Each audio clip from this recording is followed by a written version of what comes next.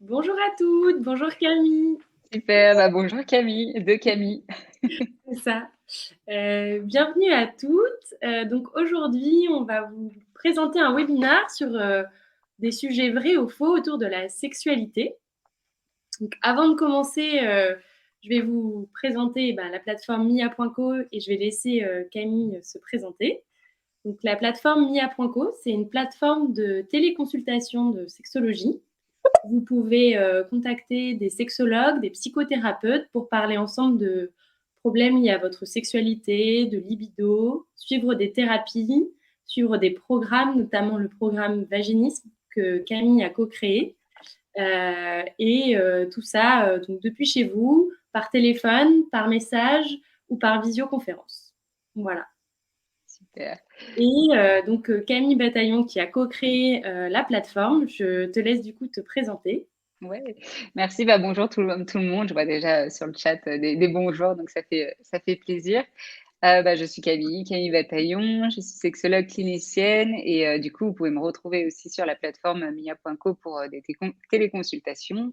Euh, je suis aussi l'autrice d'un livre qui s'appelle Réinventer sa vie intime après bébé, donc pour parler justement aussi de ces sujets-là. Et d'ailleurs, je crois qu'il y a des questions qu'on abordera aussi dans le live par rapport à cette thématique. Et puis, bah voilà, j'accompagne les personnes qui ont des questions intimes, relationnelles, vers un mieux-être sexuel et ravie de répondre à toutes les questions ce soir. Donc, ouais, peut-être que tu pourras expliquer effectivement par rapport aux questions, il y a des questions qui émergent là comme ça chez les personnes. Tout à fait. Donc, vous avez deux possibilités. Vous pouvez poser vos questions directement dans le chat ou dans la boîte à questions qui sera anonyme. Et on a divisé ce live en plusieurs catégories. Donc, une première catégorie qui sera autour de la libido et du désir. Ensuite, une autre catégorie autour de la sexualité pure et du couple. Une autre catégorie autour des douleurs. Et enfin, la catégorie, non, pas enfin, pardon. Et ensuite, la catégorie grossesse postpartum. Et la dernière, le meilleur pour la fin, le plaisir. Mhm. Ouais. Donc, soit vous pouvez poser vos questions au fil des catégories, si vous en avez en live, ou sinon, selon chaque catégorie, comme ça, on essaiera de les intégrer aux questions auxquelles on a prévu de vous répondre. Ouais. Et donc, sur le chat, s'il y a les questions sur le chat, pardon, là, on voit les noms des personnes et en anonyme, c'est sur la petite boîte à questions, c'est ça en bas à droite? Ah, ouais, OK. tout à fait. Et là, c'est en anonyme. C'est ça. OK, ça marche. Donc comme ça, vous savez. Et moi, je suis Camille, donc je m'occupe de la communication chez mia.co. Je te propose qu'on commence, si ça te va, Camille. Prête, hein? Donc la première catégorie, c'était autour de la libido et du désir. Première question, vrai ou faux, les femmes ont moins envie de faire l'amour que les hommes? Ça va être à chaque fois, pas évident les vrais ou faux, hein. Mais moi, j'aurais tendance à dire faux. Enfin déjà, c'est un présupposé, parce que même en consultation, on le voit, c'est pas forcément tout le temps le cas dans un couple hétérosexuel. Dans un couple hétérosexuel, il y a des fois, bah, c'est la femme qui a plus envie que l'homme. Donc voilà. Par contre, c'est vrai ce qu'on peut voir, c'est qu'il y a quand même pour un plus grand nombre de femmes où des fois ça peut être plus difficile cet accès au désir ou à l'épanouissement sexuel de par bah, déjà l'éducation qu'on donne aux petites filles, aux petits garçons par rapport à l'éducation sexuelle. Le fait que pour bah, les petits garçons, on est un peu plus on donne plus de permissions et pour les filles un peu plus de restrictions.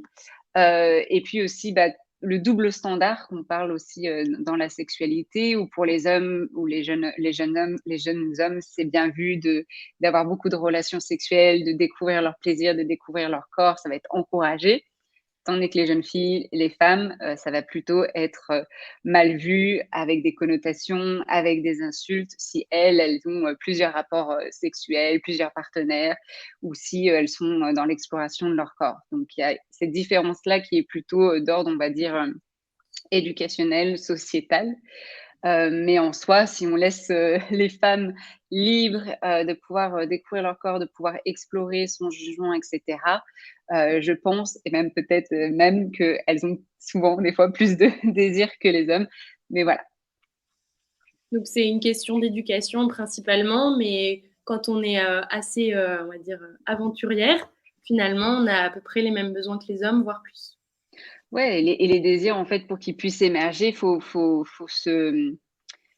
arriver à ne pas avoir d'appréhension, de croyances ou de peur, et cetera, et une fois que ça, on peut le mettre un peu de côté, bah, là, les femmes, en fait, elles se retrouvent à explorer plein de choses, qu'elles se permettaient peut-être pas avant, et du coup de comprendre, en fait, ce qui peut, attiser leurs désirs, et du coup de pouvoir le communiquer, et donc c'est effet boule de neige, quoi. C'est évolutif. Ouais. D'accord, très bien. Et donc justement, en rapport avec ça, je fais une petite transition vers la deuxième question, qui était autour de la libido. Est-ce que c'est vrai ou c'est faux qu'elle diminue avec l'âge? Pas de statistiques par rapport à ça, mais encore une fois, en fait, ça va dépendre des parcours de chacun et chacune. Ça va dépendre aussi de comment on se sent dans son corps aussi avec l'âge, de son rapport à son corps, de son rapport à sa sexualité aussi. Si par exemple, ce qu'on se rend compte, c'est que les personnes qui avaient déjà des difficultés dans leur sexualité, plus jeunes, ou ce sentiment de, bah, je suis pas complètement à l'aise, ou je me suis pas vraiment explorée, bah, des fois ça va pas forcément aller en s'améliorant. Quoique, il y en a aussi, des fois j'ai des patientes aussi, de 50, 60 ans qui c'est le moment où en fait elles se réveillent, elles se disent: «Mince quoi, j'apprends tout ça sur la sexualité aujourd'hui, donc maintenant je vais explorer», Mmh. et leur libido et leur désir explosent quoi, donc c'est vraiment individuel, et ça dépend des expériences de chacun. Et puis aussi, bah, si on est en couple, bah, comment est la relation de couple? Donc là, si on prend un couple, qui est resté ensemble pendant des décennies, généralement, on va dire qu'au début de la relation, la sexualité, l'intimité, même la relation est plutôt bonne, et des fois, elle peut se dégrader au cours, des décennies, et donc si c'est le cas, effectivement, ce qu'on voit aussi, c'est que, bah, quand la satisfaction conjugale diminue, bah, la satisfaction aussi sexuelle, diminue. Ouais, ça va de pair. Donc ça peut être relié à ça aussi. OK. Mais en soi, en termes, on va dire, de physiologie, où c'est pas Mmh. parce qu'on est en ménopause ou en andropause que forcément ça va impacter, le désir. D'accord, très clair. Je vois qu'on a une petite question de Laure qui nous demande si elle peut poser une question. Évidemment, on vous y encourage, vivement. N'hésitez pas à intervenir, et nous poser vos questions. Ouais, ou même à rebondir, Mmh. si vous voulez partager même, voilà, rebondir sur nos questions et partager même vos expériences qui peuvent être différentes de ce que je viens de dire aussi. Parce que c'est là où on se rend compte que dans la sexualité, c'est très difficile, enfin, c'est difficile de faire des généralités, donc pour moi, les vrais et faux, ça va être assez compliqué, mais voilà, on se prête au jeu. C'est ça. On essaye de répondre, au mieux en sachant que, bah, même tout le monde est un petit peu un cas à part, et que ça dépend des personnes, comme souvent dans la sexualité, il n'y a pas de vraie généralité, valable pour tous. Ouais, parce que souvent on peut se dire: «Bah, du coup, est-ce que je suis normale, pas normale?» Et bon, la majorité des cas, vous êtes tout à fait, normale, et donc c'est pour ça qu'aussi les consultations, ça sert à ça, à répondre de manière personnalisée aussi. Ouais. Mmh. Et en tout cas, donc, le fait de rentrer, par exemple, dans une, enfin, avoir la ménopause, et cetera, c'est pas lié à une baisse de désir, forcée, quoi? Pas en tout cas, c'est pas, souvent on peut se dire c'est à cause de la ménopause, et donc à cause de ce qui se passe dans les changements physiologiques. Mais en fait, quand on interroge, les femmes, c'est plutôt il y a d'autres éléments, d'autres facteurs. C'est plutôt déjà comment je me sens dans mon corps. La ménopause, et encore aussi, si là je reprends, si on dézoome sur la personne et on met l'accent sur la société, c'est encore pas vu forcément, positivement. On invisibilise vachement, les femmes de plus de 50 ans. Souvent on les met de côté, donc ça joue aussi sur la confiance en soi, et qui dit une baisse de confiance en soi dit aussi, bah, je me sens moins bien dans mon corps, moins bien dans ma tête, et donc moins bien dans ma sexualité. D'accord, très clair. Je continue avec mes vrais ou faux qui sont assez, difficiles. On se Heu, prête au jeu. Vrai ou faux, quand on perd, l'envie, donc, le désir, on ne peut pas le retrouver? Et en tout cas, si c'est faux, comment faire pour le retrouver? Ouais, donc faux.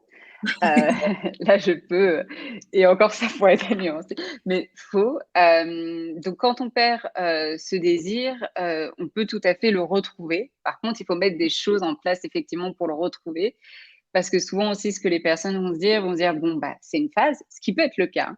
mais plutôt se dire c'est une phase ou faire l'autruche et donc mettre un petit peu ça sous le tapis et laisser le temps passer et en fait attendre que ça revienne et finalement en fait ça revient pas parce qu'on met rien en place. Donc déjà pour comprendre comment on peut faire revenir ce désir, il faut comprendre qu'est-ce qui a fait que dans le contexte, dans votre vie, dans votre situation, le désir a disparu. Donc pareil, ça peut être déjà au niveau, de soi. Est-ce que, par exemple, je sais pas, je suis dans une phase où je suis pas bien dans ma vie, pas bien dans mon corps? Est-ce que je traverse, je sais pas, un cancer? Est-ce que je traverse une grossesse? Est-ce que je suis en postpartum? Comment est l'état de ma relation aussi, affective, amoureuse? Parce que, ça peut venir jouer aussi, là-dessus. Le stress peut influencer aussi le désir. Donc c'est important de comprendre, en fait, qu'est-ce qui peut influencer? Qu'est-ce qui a pu être la cause? Mmh. Des fois, même si on ne peut pas pointer, c'est jamais une seule chose, en fait, c'est des fois plusieurs éléments en même temps ou des fois un petit peu l'effet boule de neige. Donc comprendre ça et ça nous donne des pistes, en fait et des leviers d'action. Donc OK. encore une fois, ça va dépendre de chaque personne, ce qui a pu entraîner, cette baisse de libido et une fois qu'on a compris ça aussi, et qu'on donne des outils, ça va être aussi important et c'est ça le challenge aussi de certaines personnes, c'est de mettre des choses en place. Et Ouais. ça peut être effrayant aussi pour certaines personnes. Quand ça fait des années, par exemple, dans un couple, on fait comme ça ou on ne fait plus comme ça et de remettre des choses en fait en place, ça peut être très challengeant, très inconfortable, perturbant pour certains couples. Et donc, des fois, il faut aussi accompagner là-dessus pour donner du coaching aussi, pour les aider à traverser ces peurs-là et mettre des choses en place.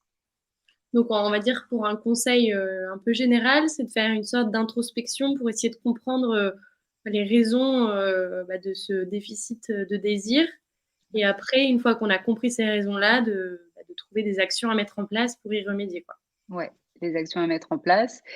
On propose des outils, par exemple en consultation, c'est ça, on propose différents outils basés sur ça, et c'est important pour les personnes, en tout cas de les mettre en place et si ce n'est pas mis en place, de comprendre ce qui a pu bloquer aussi pour aiguiller en fait dans chacune des étapes. Donc des fois, on se dit: «Bon, toute seule, je peux y arriver», ce qui peut être le cas, mais dans une majorité de cas, en fait, si on bloque déjà depuis un certain temps, c'est parce que, on a besoin d'un accompagnement aussi, d'un coaching, d'un boost pour dépasser ces peurs et des fois juste, d'avoir, quelqu'un qui tienne un petit peu par la main ou qui dise: Mmh. «Va dans cette direction, on essaye cette direction» et cetera.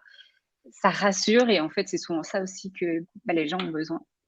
C'est ça, donc faut pas hésiter à aller, consulter une sexologue ou une psychologue pour justement un petit peu, Ou des coachs même, filer enfin, ce que vous sentez juste pour la vous, main, quoi. voilà, pour se faire aider, complètement.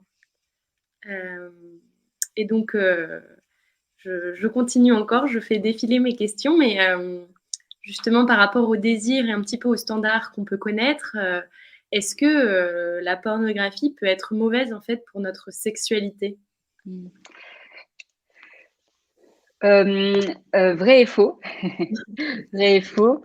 En fait, ça dépend de quoi on en fait de cette consommation aussi de pornographie.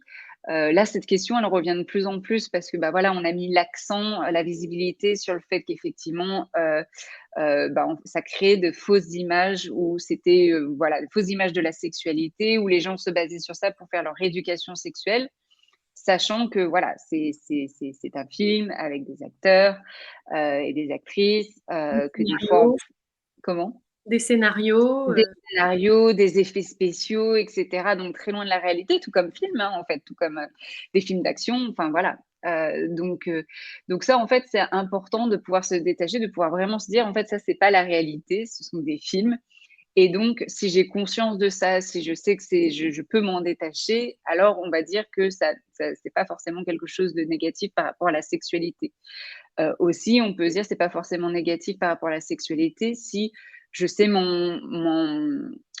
je suis pas complètement dépendante de ça et que je sais aussi m'exciter de différentes manières. Ça, souvent aussi en sexologie, on va privilégier la variété et donc de pouvoir avoir différentes manières de se stimuler et comme par exemple, je sais pas, les podcasts, ce genre de choses? ouais, on peut écouter des podcasts érotiques si on y est sensible, de la lecture érotique aussi. On peut, faire jouer, son imaginaire aussi parce que du coup là, c'est illimité.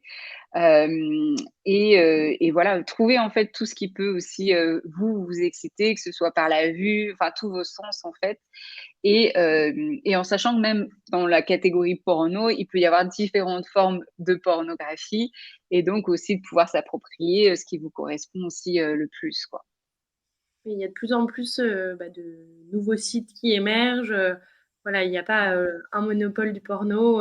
Faut aller un petit peu piocher partout, quoi. Voilà, tout en voilà, en se rappelant, en arrivant à se détacher de ça, de ce qu'on voit et souvent en plus comme c'est souvent les mêmes scénarios, même sans s'en rendre compte, on va dire: «Bah non, c'est divers parce qu'il y a le scénario de plombier et cetera», mais c'est pas ça, c'est plutôt l'essence du message est toujours le même Mm, mm. et d'arriver à se dire que c'est pas parce que c'est toujours le même que c'est la norme et que c'est ce que je dois faire. Très bien. Et donc, du coup, ça peut nourrir l'imaginaire et être bénéfique, comme ça peut, on va dire, restreindre justement la vision de la sexualité, et auquel cas, là, c'est pas bénéfique du tout. Voilà, ouais. Et d'ailleurs, du coup, il y avait une question aussi là sur l'orgasme. Oui, J'ai beaucoup plus de mal à avoir un orgasme avec mon partenaire plutôt que seul. C'est parfois même très, très long, ce qui peut être super gênant. Comment faire pour enlever cette gêne et cette pression d'y parvenir avec l'autre? Ça, c'est souvent en consultation aussi. Ce qui est intéressant là de voir, c'est que, bah, du coup, pour la personne qui a posé, donc voilà, c'est pas en anonyme, donc je peux dire le prénom, c'est Laure. Hem, du coup, ce qui est intéressant, c'est que, OK, il y a pas de difficulté à avoir un orgasme de manière seule. La difficulté, c'est plutôt avec le partenaire parce que, bah, du coup, quand il y a un partenaire ou une partenaire, il y a d'autres enjeux aussi. Il y a le regard de l'autre, il y a des fois souvent son propre regard, en fait, vis-à-vis de soi. Est-ce que je suis pas trop? Est-ce que je prends pas trop de temps? Là, il y a souvent ce qui revient, hein, chez les femmes, c'est: «Je suis, trop, je prends trop de temps, je c'est très, très long».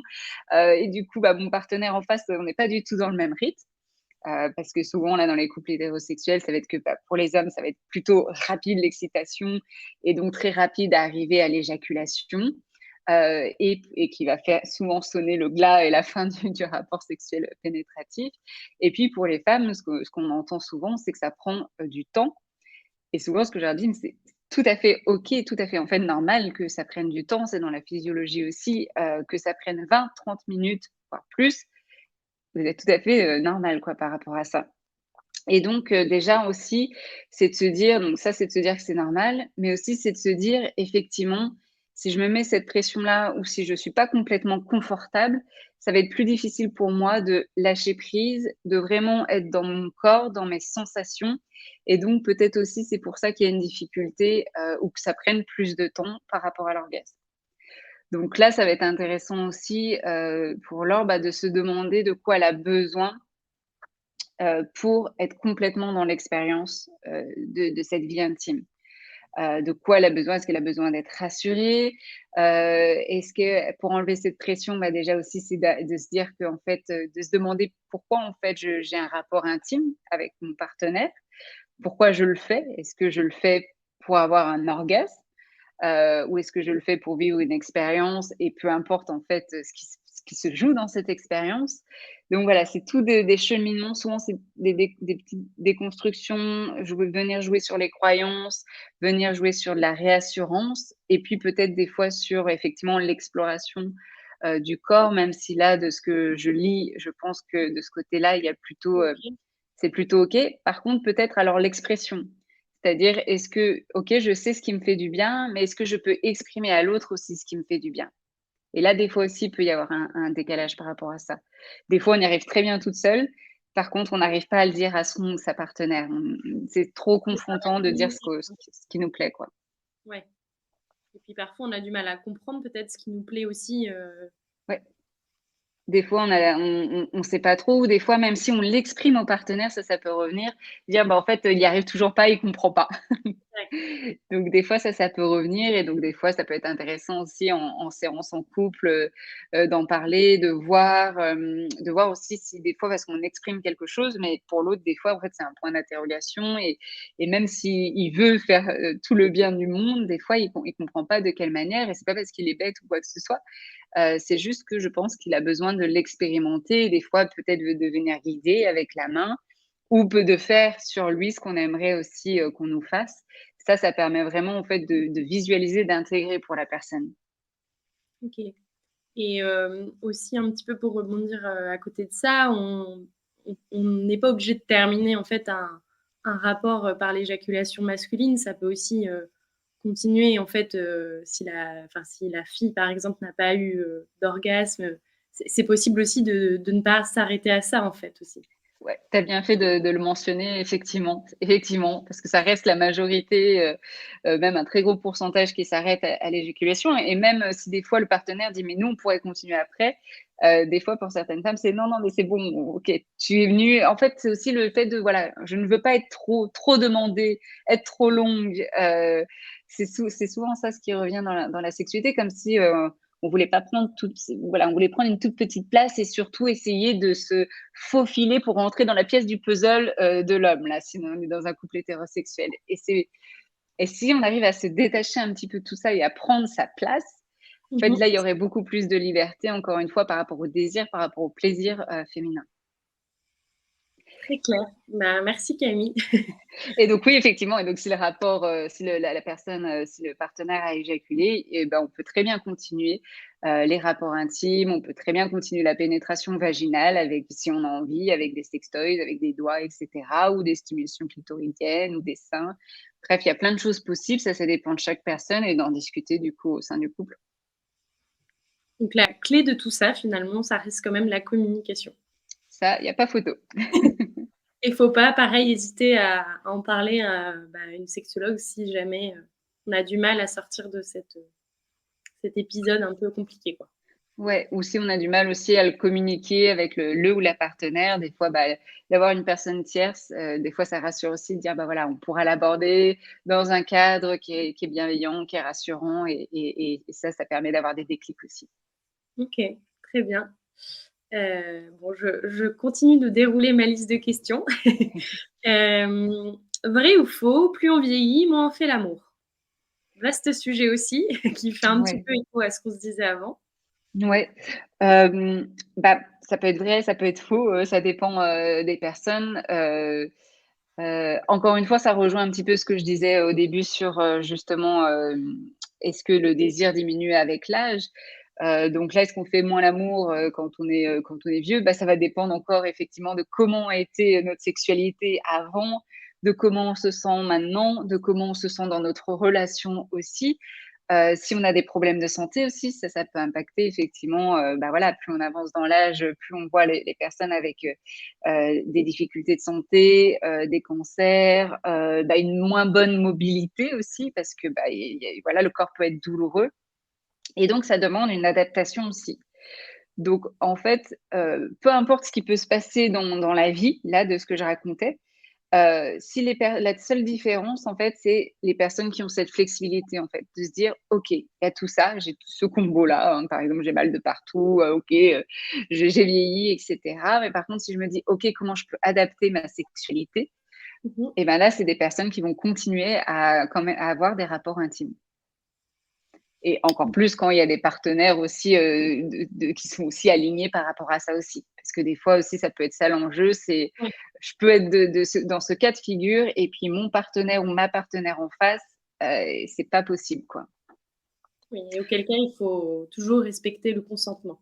Tout à fait, ouais. Et puis dans des cas où, bah, voilà, avec l'âge aussi, on est peut-être plus avec sa partenaire, ou on l'a peut-être perdu et donc il y a aussi le fait, bon, bah, je fais peut-être moins l'amour aussi avec d'autres personnes parce qu'en fait, j'ai pas le choix ou j'ai pas de partenaire avec qui le faire. Donc il y a ces dimensions-là aussi à prendre en compte. OK, oui, c'est ça fait partie de la vie aussi, complètement. Ouais. Mais en tout cas, je pense que c'est un sujet qu'on évite beaucoup aujourd'hui en société, mais les personnes âgées ont toujours, des besoins et des envies et c'est pas enfin, ça s'arrête pas du jour au lendemain, quoi. Ça, Mmh. c'est pas vrai. Ouais et d'ailleurs, ils peuvent, encore plus en souffrir, le fait que, bah, ce soit tabou, qu'on n'en parle pas et ou qu'on on invisibilise et qu'on pense qu'ils n'ont pas de cette envie-là ou ces besoins-là, alors qu'ils ben, tant les personnes âgées, elles aimeraient tant en fait, pouvoir, explorer ça et je pense qu'effectivement, d'être bien dans sa sexualité, dans sa vie intime à n'importe quel âge, ça a aussi des répercussions et des bénéfices, sur comment on se sent, sur son même améliorer son état de santé, global quoi, que ce soit mental et physique et donc ça peut être intéressant de s'y pencher, ouais. OK, très clair. Et donc, par rapport justement, au chemin de la vie, mais aussi au chemin du couple, vrai ou faux, dans le couple, le désir ne reste, jamais intact? Vrai, je vais dire vrai dans le sens où il évolue. Dans le sens où le désir, en fait, il évolue, il est fluctuant, donc c'est clair. C'est souvent ce qui se passe dans les débuts, on essaye de rejouer ce qui se passe dans les débuts, puis, bah, voilà, la relation évolue, donc c'est complètement différent, mais ça ne veut pas dire que c'est moins bien. Par contre, c'est effectivement qu'est-ce qu'on en fait? Qu'est-ce qu'on fait de ce désir-là? Est-ce qu'on continue? Est-ce qu'on est un couple qui est conscient qu'effectivement le désir, ça se travaille et donc on met des choses en place? Ou est-ce qu'on est un couple, comme là une majorité de personnes, hem, pour qui on pense que, bah, le désir, ça doit être naturel, ça doit être spontané, donc voilà, on go with the flow, on voit ce que ça donne et finalement, quand on est dans cette approche-là, souvent ce que je vois, c'est qu'effectivement, le désir s'effrite et on le perd et c'est des couples qui peuvent attendre des fois plusieurs années avant de réaliser, avant de se dire: «OK, bon là, on a suffisamment entendu, il se passe toujours rien. Il faut peut-être qu'on fasse quelque chose parce que là, il y a une grosse crise de couple» et c'est à ce moment-là qu'ils consultent. Et c'est pas trop tard? Et c'est pas trop tard, mais ça peut être plus compliqué parce que, comme je disais, quand il y a des habitudes de couple qui se Mmh. sont installées pendant des années, des fois, il va y avoir vraiment cette gênance de remettre de la sexualité dans le couple, alors que des fois, ça peut faire 5, 10, 15 ans, plus, où il y a pas eu cette sexualité au sein du couple et donc soudainement de voir son partenaire ou de se voir soi-même ou de voir sa partenaire comme une personne sexuelle encore, ça peut être dérangeant pour certains couples, OK. alors même qu'ils en ont envie, hein, mais Ouais, ouais. donc voilà, souvent ce qu'on dit, c'est qu'on préfère faire de la prévention et que les couples Ouais. puissent consulter, dès le début de leur relation et avoir les bons outils et dès qu'il y a des questionnements, qu'ils puissent consulter parce qu'il y a des meilleurs résultats. Mais c'est pas impossible, de consulter plus tard, mais c'est pas souhaitable non plus parce que, bah, c'est des personnes qui ont souffert du coup de ça pendant quelques années, plusieurs années et de manière générale, c'est pas chouette de souffrir donc Bah, non, non et puis, en général aussi, d'un point de vue, on va dire santé, plus on s'occupe d'un problème tôt et moins il est compliqué à traiter ou en tout cas, il ouais. fait enfin, c'est plus facile de trouver des solutions, dans ce cadre-là, quoi. Bah, ouais, parce qu'après on est vite dans une cascade, en fait, ça engendre d'autres choses et cetera, ouais. Mmh. OK, heu et alors justement, je termine cette catégorie, désir par une dernière question. Vrai ou faux, un manque de désir n'est pas contrôlable par la personne du coup qui le vit? Mmh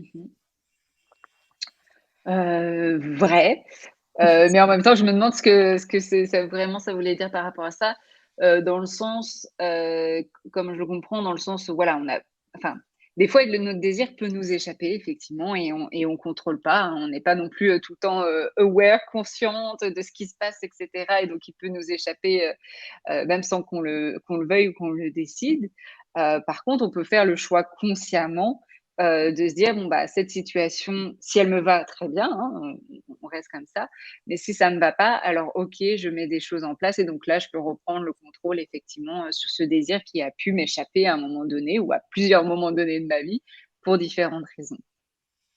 OK et donc du coup, en fait, pour, reprendre une question qu'on avait traitée juste avant, les facteurs, donc ça peut être par exemple des facteurs extérieurs, type, du stress, ce genre de choses, et aussi par exemple des événements de vie, un deuil, voilà des choses qui peuvent nous marquer profondément et qui du coup s'en ressentent par notre désir. Mais l'idée, c'est de toujours comprendre pour processer et puis pour ensuite, pouvoir, avoir un pouvoir, on va dire, sur notre désir.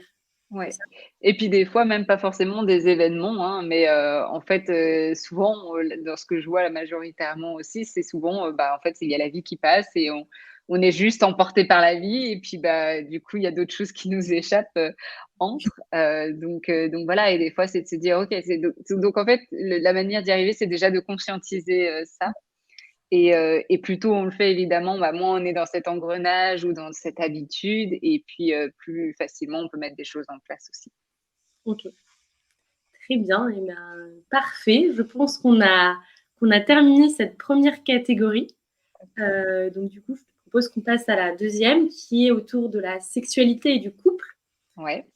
avec une Même première ouais. question, qui n'est pas simple. Je OK. pense que beaucoup de gens se posent, c'est vrai ou faux? Est-ce que le point G existe? Mmh. Là, je vais dire faux, Ah, parce que ça fait débat, hein, ça fait débat encore, mais là, maintenant, en tout cas dans les dernières études ou dans ce qui se dit maintenant en sexologie, on parle plus forcément d'un point G, donc d'une localisation précise, bon, mais on parle plutôt d'une zone qui serait plus innervée, donc plus sensible et donc apporterait plus de sensations.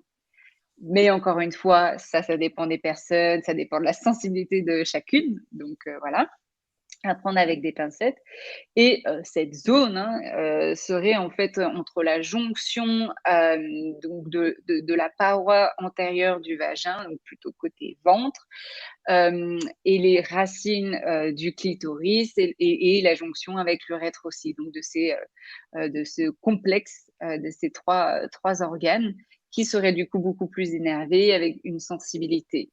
Mais encore une fois, pour certaines personnes, même toucher cette zone-là, ça peut être pas du tout, confortable, même peut-être douloureux ou voire, je ne ressens rien et pour d'autres, ah oui, c'est super excitant et ça me fait du bien et cetera. Donc c'est plutôt une zone qu'un point. mais qui du coup est pas forcément, synonyme de plaisir intense pour tout le monde. Pas forcément, ouais et d'en parler ou de voilà, il y a eu l'accent aussi pas mal dessus et je trouve que ça crée des fois encore plus de enfin, ça crée des complexes nouveaux, Oui, alors qu'il y a pas besoin en fait, de ça. Il y a pas besoin de rajouter encore, des complexes, par rapport à ça. Mmh. OK. Donc c'est plutôt un mythe, qu'une réalité, on va dire dans la vie quotidienne et dans sa vie sexuelle, quoi. Ouais. En tout cas, c'est clair que c'est pas forcément, ça qui donne du plaisir ou c'est pas forcément avec cette technique-là que vous aurez le plus de plaisir non plus. OK, très bien. Bah, je profite, hein, je vais vers la prochaine question. Ah, j'ai Est-ce cru que tu disais, «Je prends note». Ah non, c'est très intéressant, donc je prends note de toute façon, de toutes tes réponses. Mais, la prochaine question, elle est autour de la durée, Ouais. notamment la durée, bah, des rapports sexuels. Vrai ou faux, la durée est clé dans un rapport sexuel? Est-ce que, plus c'est long, mieux c'est ou au contraire, plus c'est court, mieux c'est? Quel est le rapport au temps, en fait? Bah, je dirais que ça dépend en fait des personnes, hein, de chaque personne encore une fois, et de chaque couple aussi. Mais j'aurais tendance du coup, s'il faut répondre, je dirais quand même vrai dans ce que j'entends en consultation où, bah, là ça rejoint un petit peu aussi ce que Laure disait, mais, souvent pour certaines femmes, elles vont dire que les rapports sont trop courts aussi pour que ou en tout cas qu'elles prennent trop de temps. Mais c'est peut-être parce que les rapports qui se finissent Mmh. selon l'homme sont trop courts aussi. On pourrait le voir sous cette perspective-là en fait finalement. Donc la durée peut effectivement être un facteur important, selon les personnes, mais c'est pas le seul facteur évidemment. Ça peut durer, 15 minutes, mais si on stimule pas ou s'il y a rien d'excitant, il va rien se passer. Donc voilà, ça peut être un élément, mais c'est pas le seul. OK et puis un rapport, sexuel, il commence pas non plus à la pénétration, il y a toute la phase, on va dire, Ouais. Là, je préliminaire. calculais effectivement, Ouais, tout quoi, dès qu'on ensemble. commence un rapport intime, ouais. Mmh. OK. Donc c'est comme d'habitude, en fait, chacun a ses ressentis et Ouais. et on a sa propre vérité et ses propres, bah, du coup, timing, quoi. Ouais et puis même, ça peut aussi changer. Il y a des jours où on peut vouloir que ce soit assez rapide et d'autres jours, au contraire, on veut prendre notre temps et je trouve que c'est ça aussi la richesse, c'est de pouvoir varier tout ça parce que, bah, effectivement, ça donne, bah, des fois simplement parce que aussi il y a la question temps, on n'a pas forcément le temps, et ça ne veut pas dire pour ça que le rapport va être, forcément, pas agréable donc voilà. Mmh. OK, très clair. Et alors, pareil, ça me fait arriver à la prochaine question. Vrai ou faux, un rapport, trop long, enfin en tout cas très long, finit forcément par être ennuyeux? Vrai et faux. Ça va dépendre des personnes. Hem, Là, pareil, si je fais une tendance de ce que je vois en consultation, je dirais vrai, s'il faut répondre. Hem Et trop long, alors là, c'est je parle plutôt en termes de pénétration. Une pénétration qui dure assez longtemps, pour certaines femmes, au bout d'un moment, ça va être douloureux. Pour certaines femmes, au bout d'un moment, ça peut être ennuyant, et ou vice versa aussi pour l'homme. C'est-à-dire que peut-être la partenaire est déjà atteint son pic et puis, bah, pour lui, il se dit: «OK, voilà, c'est un petit peu» enfin non, que lui soit venu déjà et qu'il ait éjaculé puis qu'il continue, par exemple, avec des rapports, peut trouver ça long. Donc voilà, ça va dépendre encore une fois de la subjectivité, de chacun et chacune. Et ouais, Cyrielle, il faudrait aussi sortir, du schéma plaisir égale rapport pénétration. Oui, parce Tout que à fait. vrai ou faux, plaisir égale pénétration, tu me réponds? Pas forcément. Voilà. Non, pas forcément du tout. Ou rapport égale pénétration, je te dirais: «Bah non, faux».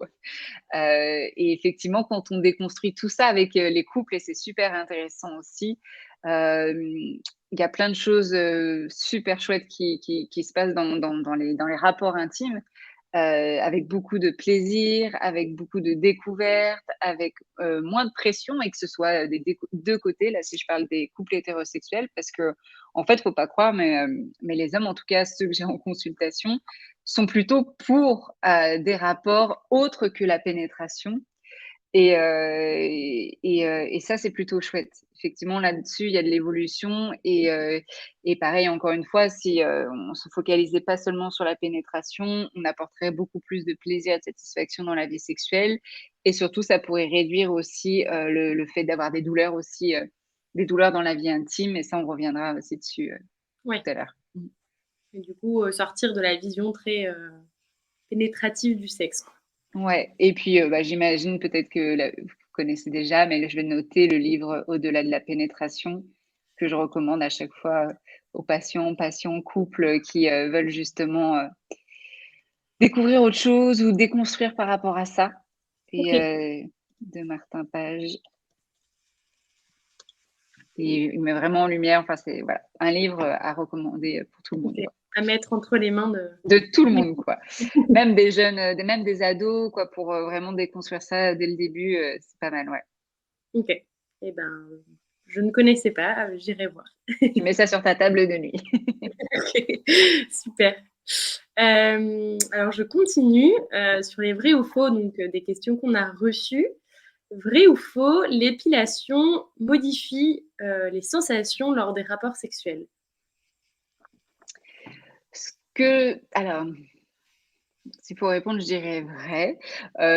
En tout cas, ce qu'on sait, c'est que les poils pubiens ont une utilité. Les poils pubiens, en fait, ils ont des capteurs sensoriels à la racine. Donc qui dit capteur sensoriel, ça veut dire qu'il vient capter les sensations et donc si on a des poils, effectivement, dès qu'on vient caresser et cetera, ça va venir capter plus facilement les sensations. Donc on a une meilleure sensibilité. Et donc, qui dit meilleure sensibilité, dit effectivement, du coup, pendant les rapports, intimes, avec les frottements, avec des caresses, bah, en fait, ça va venir augmenter la sensation. Et au-delà du terme de la sensibilité, les poils pubiens, ça vient aussi protéger des irritations, des frottements qu'on peut avoir avec ses vêtements, des frottements pendant les rapports intimes, et ça vient faire barrière, tout ça. Enfin voilà, pour moi, je suis, plus pour les poils pubiens parce qu'ils ont une utilité, sur plein de niveaux et d'ailleurs, bah, voilà, vous pouvez faire le test, du coup aussi c'est, bah, de laisser cette zone-là, si par exemple vous avez l'habitude de la raser ou de l'épiler, de laisser cette zone-là peut-être 1 mois, 2 mois si vous pouvez, laisser les poils et venir caresser et sentir vous-même la différence et de vous dire: «OK, est-ce qu'il y a des changements par rapport aux sensations?» et comme ça vous pourrez vous faire, votre avis aussi, là-dessus.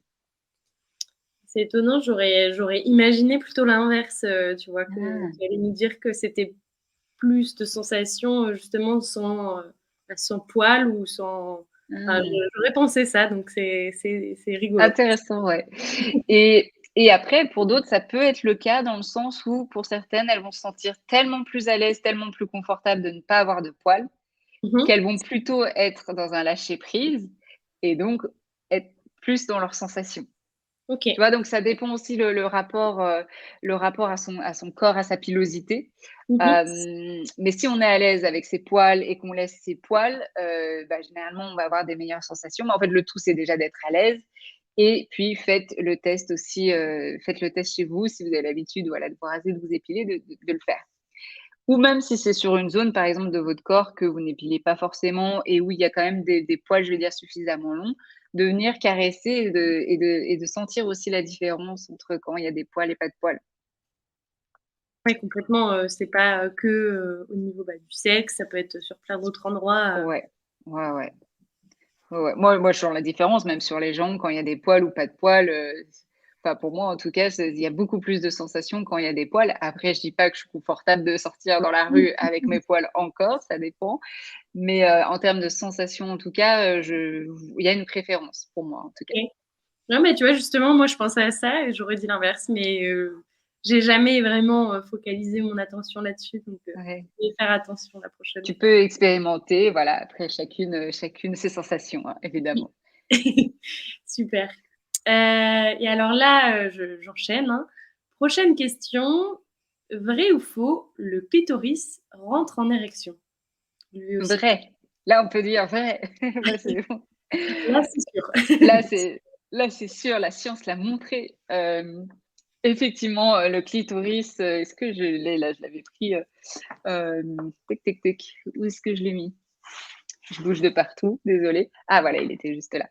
Oui, le clitoris, ce fameux clitoris, en 3D, qui est, constitué de tissu érectile. Donc il y a bon, bah, il y a le gland du clitoris, c'est souvent la partie qu'on peut toucher en externe, avec sa tige, avec les corps caverneux, les bulbes spongieux qui se gonflent en fait de sang quand il y a une Mmh. excitation, quand il y a une stimulation et donc le clitoris, entre en érection, il vient gonfler. Alors bien sûr, c'est pas, aussi remarquable aussi, Remarqué, ouais, ouais, que remarquable que quand c'est avec un pénis. Mais par contre, vous pouvez le sentir même si vous touchez ou même après un rapport, vous pouvez sentir que votre vulve, votre clitoris est un peu plus gonflé, bah, parce qu'effectivement, il y a eu cet afflux de sang dans les organes génitaux qui permet aussi, du coup, une meilleure sensibilité, parce que du coup, bah, tout est plus sensible, en fait, dès qu'il y a de l'afflux de sang, on sent mieux et donc voilà, oui, le clitoris entre en érection quand il est excité. oui, alors est-ce qu'on peut quand même, le voir, on va dire, à l'œil nu ou pas forcément? On peut, si on prend un miroir pour certaines personnes, on peut voir. Ça peut arriver, je trouve que peut-être pour une majorité, ça peut être difficile de le voir. En plus, surtout, bah, il faudrait, un miroir et cetera. Alors moi, je suis enceinte, donc je le vois plus là, mon clitoris. Mais par contre, le toucher, effectivement, on peut sentir, que c'est un peu plus gonflé. OK. Même les lèvres aussi, les lèvres, on peut les sentir plus gonflées, mais ça fait partie parce qu'en interne, les bulbes ont en fait gonflé et c'est ça qu'on va sentir. OK. Et donc je slide vers une autre question. Vrai ou faux, le clitoris est visible à l'œil nu? J'en profite vu que tu as ton Ah bah, petit clitoris, 3D. ouais. Vrai et faux, il est visible à l'œil nu, mais pas entièrement du coup, parce que du coup, comme je disais, on voit à l'œil, nu, on voit que le gland. Et pour certaines personnes, il y a le capuchon, une sorte de prépuce en fait qui recouvre le gland et donc des fois, certaines personnes peuvent me dire: «Mais moi je le vois pas, il est pas là, il n'existe pas» et des fois c'est parce qu'il y a effectivement un petit capuchon, donc il faut venir décaloter pour pouvoir voir le gland. Et le gland, chez certaines personnes, voilà, ça a des dimensions différentes. Donc pour certaines personnes, elles vont vraiment le voir, pour d'autres, ça va être vraiment caché. Donc voilà, donc c'est la partie visible. Et par contre, l'invisible, bah, c'est ce qu'il y a en fait au niveau, de ce qu'on va appeler les lèvres externes, ou le maillot quand on rase justement et du coup, bah, ça, c'est en interne, donc ça, on peut pas le voir. On peut par contre le sentir, venir le stimuler. On peut venir stimuler le clitoris en se massant effectivement les lèvres externes, par exemple. OK. Donc c'est une zone très érogène. Donc ça peut être une zone très érogène, ouais. Pas chez tout le monde, c'est pareil, ça dépend? Alors je mets pas de manière générale parce que des fois ça va créer encore, Oui. des complexes, mais Pour une majorité, ce qu'on sait aussi en masturbation, plus de 70 des femmes, des personnes à vulve, quand elles se masturbent principalement au clitoris parce que ça leur fait du bien. Mmh.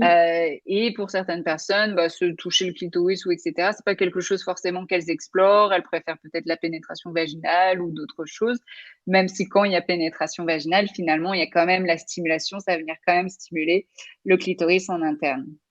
D'accord, donc c'est pas forcément conscient. Mmh. OK. Alors nouvelle question, nouveau vrai ou faux. Est-ce qu'il existe, enfin vrai ou faux, est-ce qu'il existe des risques, avec des rapports, oraux, génitaux? Ouais, donc des risques, quoi? De tomber enceinte, des risques de MST? Je pense qu'il y a le risque, peut-être, MST. de tomber enceinte, mais aussi, ouais, de Ouais. maladies, plus Bah générales. alors là, avec les rapports oraux de tomber enceinte, non. Non, j'ai réfléchi quand même, je veux dire, attends, je réfléchis, non.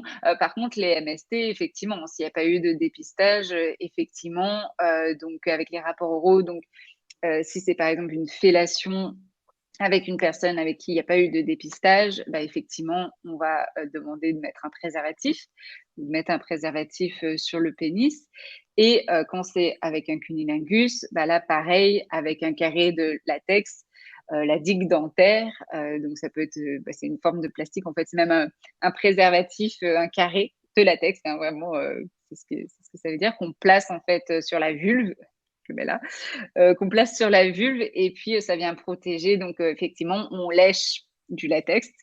Ce que souvent les gens disent, bah voilà, mais c'est pas très agréable, mais en même temps, c'est ce qui protège un maximum des MST et des infections. Dans les 2 sens, c'est-à-dire que le risque, il peut être à la fois pour la personne qui, par exemple, reçoit, une fellation que la personne qui l'a fait?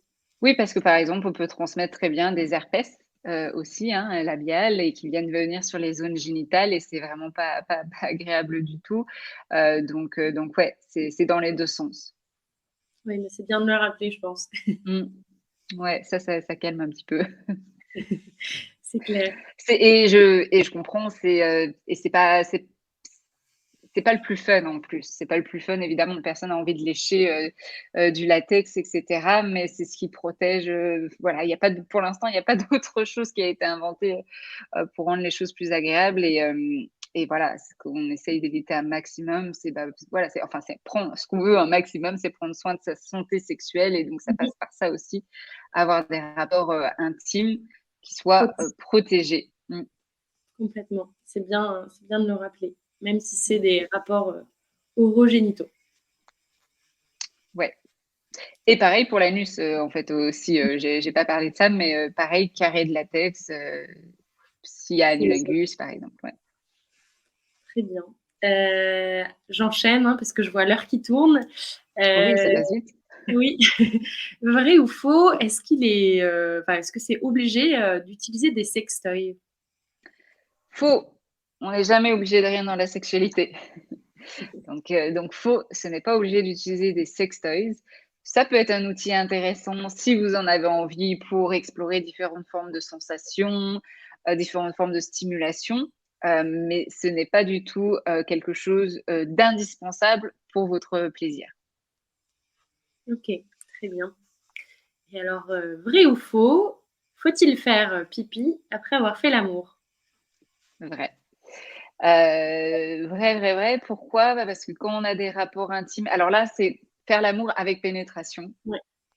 Parce que du coup, quand il y a des rapports sexuels avec pénétration, donc les frottements, les va-et-vient et cetera, va faire qu'il va y avoir des bactéries qui peuvent remonter, justement, dans l'urètre et du coup atterrir dans la vessie et donc ça peut conduire des fois à des cystites. Donc pour éviter ça, en fait, que ces petites bactéries aient le temps de remonter, c'est pour ça qu'on demande d'aller aux toilettes pour aller évacuer, en fait, ces petites bactéries. Et on le dit souvent principalement aux femmes parce que, le conduit de l'urètre est beaucoup plus court et donc c'est pour ça que les bactéries, peuvent passer, plus facilement, plus rapidement. Pour l'homme, le conduit de l'urètre est beaucoup plus long, Mmh mh. donc on leur dit moins, mais ça peut être aussi intéressant pour eux effectivement, Ouais. de le faire. Mais ils sont souvent moins sujets, aux cystites Ouais, parce que pour ces raisons-là, quoi. d'accord. Mais du coup, ça vaut autant pour les femmes que les hommes, dans l'idée, on va dire, générale, quoi. Dans l'idée générale et encore plus, on va dire, ouais, pour les femmes, ouais. Et que ce soit donc, on va dire une pénétration, avec un pénis ou un sextoy, par exemple, c'est la même chose dans les 2 cas? C'est une bonne question ça. C'est une bonne question. Est-ce qu'il y aurait les pareils des bactéries? J'aurais tendance à dire non, c'est avec un pénis, mais ça, c'est une bonne question. Tiens, faudrait la poser à Gilbert, à notre fameux docteur Gilbert Boujaoudé. On se la note pour savoir. Ouais.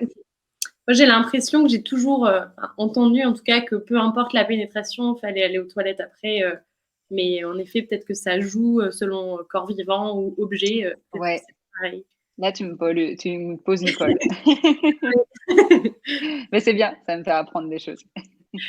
Très bien. Eh bien, on a rapidement, parcouru cette catégorie et donc du coup, on va passer à la catégorie un petit peu moins fun qui est autour des douleurs. Mmh. Donc, la première question, elle tourne autour, du vaginisme. Vrai ou faux, le vaginisme peut revenir, après guérison? C'est vrai, ça peut être possible, hein, c'est pas forcément tout le temps le cas, mais il peut y avoir des épisodes dans votre vie et ça peut être encore plein de facteurs en fait, hein. Des fois une nouvelle relation, des fois le fait d'avoir eu une douleur une fois, d'avoir, je sais pas, une grossesse, un accouchement, d'être dans une période de stress. On peut voir effectivement, le vaginisme qui revient. Après, la chose positive, c'est que si vous avez guéri, une fois, ça va aller encore plus rapidement aussi dans le processus de guérison. C'est qu'on va essayer de revoir les outils qui ont bien fonctionné pour vous et on va refaire ce protocole-là qui, sûrement prendra moins de temps que le protocole de la Mmh. première fois. Mais donc c'est des choses qui peuvent arriver. C'est pas forcément tout le temps le cas, c'est pas systématique, ça peut arriver et d'être rassuré sur le fait que, bah, voilà, c'est arrivé, mais en fait, ça se guérit, très bien le vaginisme et donc même si c'est arrivé une fois, bah, ça se guérira une deuxième fois et ainsi de suite.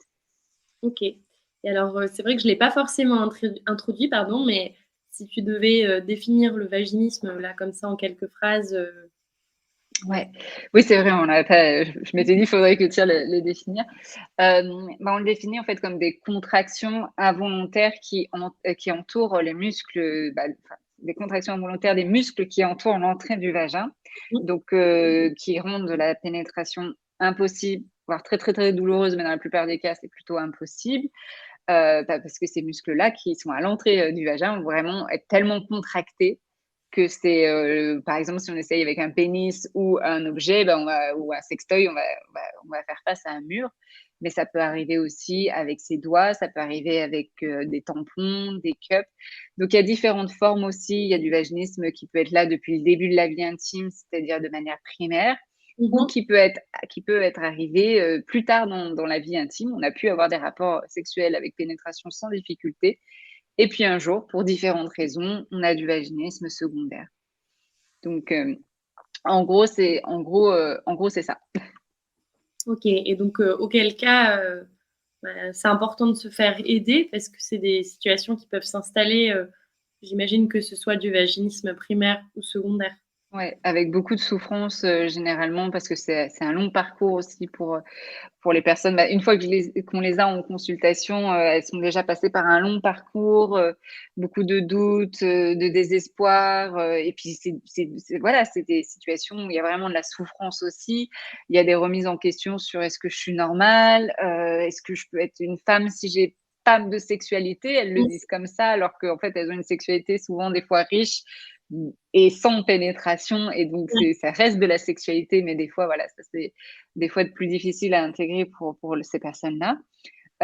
Et donc c'est important d'être accompagné parce que comme je disais, ça se guérit et donc ça serait dommage de rester comme ça en souffrance alors qu'il y a des choses possibles, il y a des solutions possibles et souvent aussi ça demande, l'accompagnement de plusieurs professionnels qui vous entourent, comme des sexologues, comme des sages-femmes kinés avec qui sont spécialisées dans le périnée, comme plein d'autres choses, des outils qui vont vous aider aussi, par rapport à ça. Donc d'être bien entouré, c'est super important. Et notamment aussi, le programme vaginisme, qui est Bah oui, disponible, sur mia.co. ouais, je Ou, vais je vais je vais mettre le lien d'ailleurs, je vais le mettre ah, dans le bonne idée et qui oui, du coup en fait est un thérapie digitale qu'on peut suivre, avec, bah, des conseils, des explications, des exercices, Ouais. à suivre à son rythme pour, justement, guérir du vaginisme parce que c'est vraiment la promesse de ce programme. Ouais.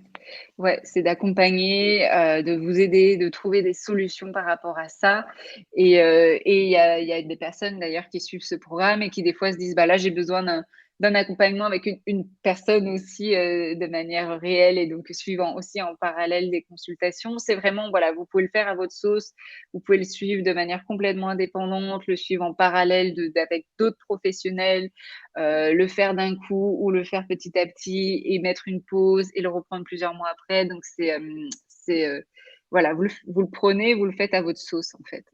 Ouais, on pioche, ce qui marche chez nous et Ouais, on fait à son rythme. ouais et on n'hésite pas à se faire accompagner aussi si on sent que finalement on bloque sur quelque chose, voilà.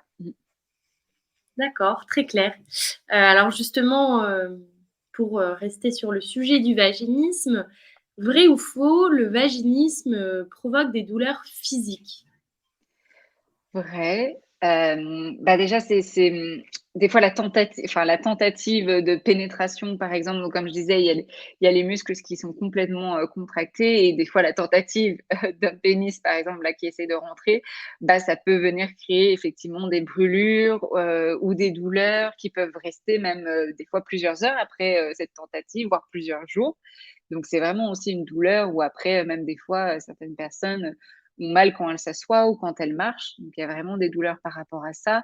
Des fois, même certaines personnes qui ont, du vaginisme peuvent avoir des crises de panique et donc vraiment avoir aussi une douleur au niveau, thoracique. Donc oui, ça peut créer effectivement, des douleurs physiques qui vont en plus renforcer ce cercle vicieux et faire que ça s'installe et cetera. Donc c'est pour ça que c'est important de que ce soit pris en charge et j'espère que de plus en plus, les professionnels seront aussi, sensibilisés à ça aussi par rapport à ça, hein. Quand je dis professionnels, par exemple, je pense aux gynécologues parce que, bah, des fois les patientes ont déjà vu tout un tas de gynécologues qui leur ont dit certaines choses et donc elles se retrouvent toujours au point zéro donc c'est important qu'on soit plus sensibilisés par rapport à ça. OK. Et donc un petit peu pour rebondir là-dessus, par rapport à toutes ces douleurs, il y a aussi des douleurs, évidemment, psychologiques. C'est pas que du physique, en fait, c'est à la fois, c'est la combinaison des 2 finalement, le vaginisme? Ouais, oui, parce qu'il y a la souffrance, comme je disais, donc vraiment voilà, au niveau en fait, de la douleur émotionnelle, la douleur, psychologique, donc de la souffrance aussi du coup dans le couple, hein, parce que le partenaire, souvent c'est des partenaires qui sont super respectueux, qui essayent de faire au mieux, qui essayent de comprendre et qui se sentent impuissants et donc qui sont aussi dans cette souffrance-là. Mmh. On se sent pas bien, on perd confiance en soi, comme je disais, on se dit: «Mais est-ce que je suis normale? J'aurai jamais une sexualité normale» ou même de penser: «J'ai envie d'avoir des enfants, j'aurai peut-être jamais des enfants». Enfin, ça crée toute une souffrance, émotionnelle et relationnelle et donc ça impacte beaucoup de dimensions et ça peut même impacter aussi de manière générale comment je me sens aussi en interaction avec d'autres gens en dehors, en sachant que moi, à l'intérieur, je vis cette difficulté-là, Ouais, quoi. Mmh. d'accord, très clair. Je continue. Vrai ou faux, il est normal de ressentir des douleurs liées à un acte sexuel? Faux. La douleur, elle nous avertit de quelque chose de toute façon, donc il faut l'écouter. C'est ce que souvent je dis en séance aussi, c'est dès qu'on a une douleur, même minime, hein, il faut pouvoir s'arrêter, prendre le temps de s'arrêter et se dire: «OK, là, qu'est-ce qui se passe?» Ouais, Et des fois, on peut dire: «Mais pourquoi?» Enfin voilà, on est en plein rapport, pourquoi j'arrêterais? Mais non, vous avez le droit d'arrêter parce que c'est votre corps qui vous dit quelque chose. Des fois, ça peut simplement être, «J'ai besoin de plus de lubrifiant» et donc on en remet. J'ai mmh. besoin de changer de position, j'ai besoin de changer le rythme, j'ai besoin peut-être, de moi reprendre le contrôle ou j'ai besoin d'arrêter la pénétration, ou j'ai même besoin d'arrêter ce contact intime. Enfin voilà, juste de pouvoir en fait, se mettre un temps de pause pour se dire: «OK là, qu'est-ce qui se passe? En fait, peut-être je suis plus du tout excitée et simplement ça serait bien d'arrêter le rapport» et cetera. Mais des fois pour un grand nombre de personnes, bah, ça semble impossible en fait de prendre ce temps, Ouais, ou du moins de se dire: «Mais en fait pourquoi j'arrêterais? On est déjà lancé dans un truc, je me vois pas arrêter». il y a une Vous êtes pression. Il y a une pression Et puis souvent, ouais, on le ressent à l'intérieur, mais on n'ose pas le dire de peur d'être jugé, du jugement de l'autre ou même vis-à-vis de soi. Et alors que c'est super important parce que, OK, on peut se dire, il y a peut-être pas forcément de répercussions si on s'écoute pas une fois, mais généralement, on s'écoute pas plusieurs fois. Et là, après, l'alarme va retentir beaucoup plus fort. Votre corps va vous dire: «Non, non, mais là, il faut que tu m'écoutes». Mmh. Et c'est là, à ce moment-là, quand l'alarme retentit assez fort qu'on voit des douleurs ou du vaginisme ou une baisse de libido ou un manque de plaisir qui va émerger, en fait. D'accord, et alors, toujours lié aux douleurs, vrai ou faux, selon la taille du pénis, on peut ressentir des douleurs? Autrement dit, c'est la taille qui fait la douleur et non pas, tout ce cercle qui Mmh. accompagne. Vrai et faux, heu, parce qu'effectivement, on peut voir chez les personnes et ça peut être la taille, mais ça peut être aussi le diamètre. Si Mmh. le pénis a un gros diamètre, effectivement, bah, ça va demander à être un peu plus étiré. Mais en fait, le vagin, il faut savoir que c'est, un muscle élastique, c'est Mmh. un conduit élastique, donc il peut s'adapter, s'il est suffisamment excité, suffisamment préparé, il peut s'adapter, aux tailles et cetera. Alors bien sûr, il y a peut-être des limites évidemment, Mmh. mais il peut s'adapter.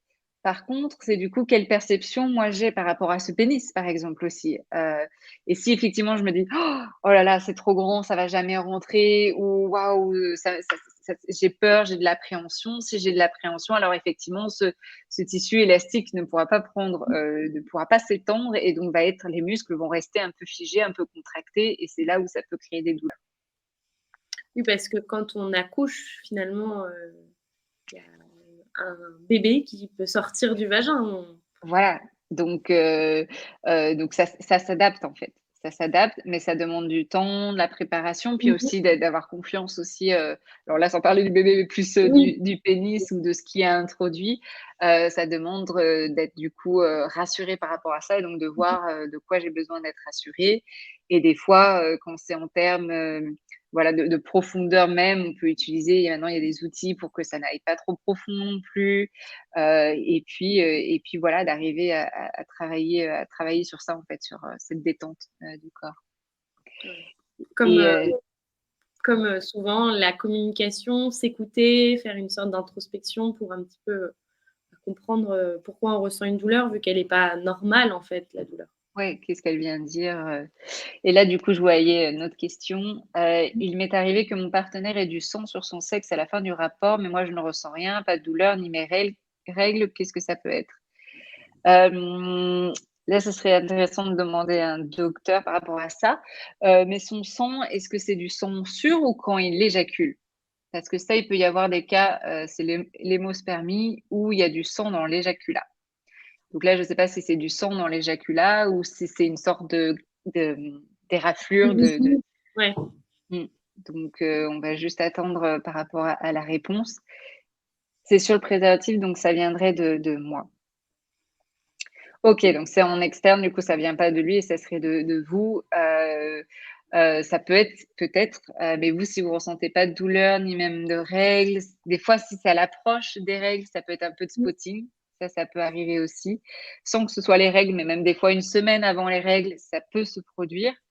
S'il y a pas de douleur, même quand vous faites pipi après ou quoi que ce soit, voilà, peut-être à checker avec gynécologue, là, je dirais plus ce serait de ce ressort-là. En tout cas, s'il y a pas de douleur et cetera, c'est quand même déjà, bon signe. Mais à voir si c'est pas à l'approche des règles ou même de l'ovulation, il peut y avoir aussi, du spotting.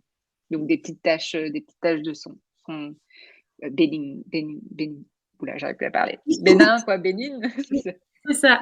OK, donc voilà. Ah oui, ça pourrait être ça. Donc voilà, à checker avec le cycle menstruel aussi, ça peut arriver, quand à l'approche des règles, hein, autour d'une semaine avant, ou autour de l'ovulation. C'est des choses qui peuvent arriver et si jamais il y a des douleurs ou des questionnements, on va voir, gynéco comme ça, un petit examen et on peut être rassuré, quoi.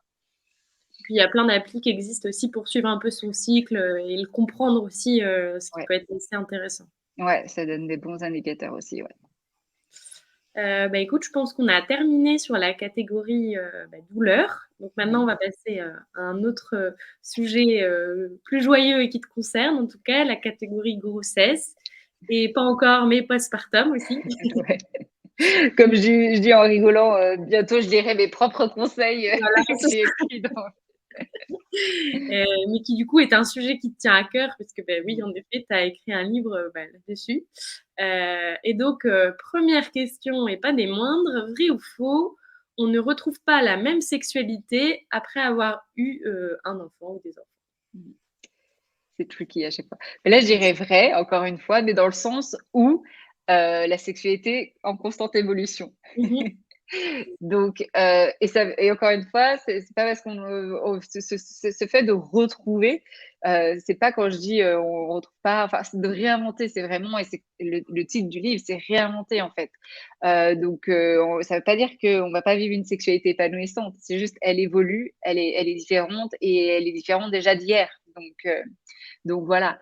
Par contre, l'arrivée d'enfants peut venir amplifier des problématiques, qu'il y avait déjà avant. Mmh mh. Souvent, on va le mettre sur le dos des enfants, de la naissance et de l'accouchement, ce qui peut des fois être le cas, effectivement, mais dans une majorité de cas, en fait, quand on creuse, il y avait déjà ces difficultés-là, avant même grossesse. Donc, quand on a des enfants, l'idée, c'est de repenser, réinventer sa vie intime. OK. Donc, chercher, bah, des nouvelles façons de pratiquer, on va dire. Oui, bah, déjà, voilà, c'est de se dire, donc évidemment, il y a le la dimension enfant, donc peut-être qu'on peut plus facilement faire l'amour, entre, voilà, à midi ou les portes ouvertes ou les choses comme ça. Il y a des dimensions à prendre en compte, des paramètres. Donc ça peut les gens, et là encore, ce qui est différent, c'est entre les couples qui le voient comme des obstacles, Ouais. comme, quelque chose qui les restreint, versus les couples qui se disent: «OK, il y a ça. Tiens, qu'est-ce qu'on va mettre en place? Créativité, comment on va venir, c'est un challenge, donc qu'est-ce qu'on va, quelle est notre flexibilité et comment on va adapter tout ça?» Mais se Donc en fait, recréer des moments d'intimité, en fait. ouais, en fait, tu peux prendre, les mêmes couples avec, le même nombre d'enfants, l'âge et cetera. La différence, ça va être ceux qui vont être flexibles et qui vont s'adapter assez facilement parce qu'ils avaient aussi cette flexibilité-là déjà avant grossesse. Mmh mh. Donc c'est pour ça que c'est important aussi de consulter, dès qu'il y a des difficultés, donc pas attendre, voilà, postpartum plus, versus les couples qui ont une rigidité, on va dire. Et donc ça va être plus difficile, en fait, effectivement, quand ils vont être confrontés à des obstacles, ils vont pas savoir comment réagir et ils vont se retrouver bloqués. OK. Je continue, hein, je défile mes questions. Vrai ou faux, il n'est pas recommandé de faire l'amour, à l'approche de l'accouchement? Faux. Alors, sauf contre-indication, des professionnels de la santé, s'ils vous disent: «Non, ne faites surtout pas l'amour» et cetera. Donc voilà, mais généralement, en fait, à la fin de grossesse, au contraire, les professionnels vont dire: «Bah, plutôt faites l'amour si vous voulez que l'enfant, enfin, Ah si vous oui? voulez que ça déclenche Mmh mh. l'accouchement», parce que, bah, déjà dans les rapports intimes, et là, on va dire les rapports intimes avec pénétration, quand il y a éjaculation à l'intérieur, dans l'éjaculat, et il va y avoir de la prostaglandine, qui va permettre effectivement, voilà, de ramollir le col, de venir aussi avec l'ocytocine. Ça va permettre effectivement des contractions, de l'utérus, qui peut-être engendrer aussi, plus facilement, le travail. Donc, voilà, il y a pas de enfin, il y a pas de faux, on peut continuer à faire l'amour jusqu'à la fin de sa grossesse, sauf s'il y a eu des contre-indications de la part des professionnels de santé. Et de manière générale, ce sera plutôt favorisé d'ailleurs, je crois que c'est la méthode à l'italienne, de faire l'amour à l'italienne justement, pour venir, déclencher, cet accouchement, pour, les plus pressés. Méthode qui marche ou pas, ça c'est, je crois pas que ce soit validé, scientifiquement, mais en tout cas, il y a pas de mal à se faire du bien. Tout à fait, c'est une Faut que bonne, ça reste plaisant en tout cas, mmh. voilà, c'est ça le plus important. Oui, j'avais déjà entendu, alors je sais pas donc si c'est une légende ou pas, mais que ça pouvait favoriser justement le Bah, dé ouais, généralement, quand ça se déclenche pas en plus, du coup, ce que les sages-femmes peuvent mettre, c'est de la prostaglandine artificielle dans le vagin pour venir, déclencher tout ça, et on se dit: «Bah, autant utiliser de la prostaglandine oui, naturelle si on en a envie». oui, c'est vrai. Et alors justement, par rapport à tout ça, il y a beaucoup de légendes urbaines, donc liées, à la femme enceinte et au rapport sexuel. Donc vrai ou faux, le bébé peut ressentir lorsque la femme, enfin le couple, a un rapport sexuel? Et autrement dit, ça peut être gênant. Mmh. Alors, je répondrai à la première partie, je dirais vrai. Il peut ressentir, mais pas dans le sens, il va être heurté, on va le blesser, et cetera, mais Mmh. dans le sens où il va être baigné de ces hormones-là. En fait, le fœtus, le bébé, il est protégé dans son liquide amniotique déjà, et puis ensuite, il est dans son cocon qui est l'utérus, et puis en fait, après, il y a le col de l'utérus qui est fermé là, et puis ensuite, ici, il y a le vagin. Donc, le pénis, peu importe sa taille déjà, ne peut pas aller dans l'utérus. Déjà, ça serait c'est physiologiquement impossible, mais voilà, donc c'est physiologiquement impossible et donc en fait déjà donc le bébé n'est pas en contact avec le pénis ou avec des sextoys, etc. Lui, il est dans sa bulle. Et OK. par contre, il peut ressentir effectivement si la maman a beaucoup de plaisir, la femme, si elle a beaucoup de plaisir, elle va être shootée aux hormones de bien-être, l'ocytocine, la sérotonine, etc. Et donc, bah, le bébé va être bercé de toutes ces hormones-là et probablement sentir effectivement bah, voilà, ce jacuzzi un petit peu d'hormones de bien-être. Donc c'est plutôt recommandé, pareil, sauf contre-indication médicale.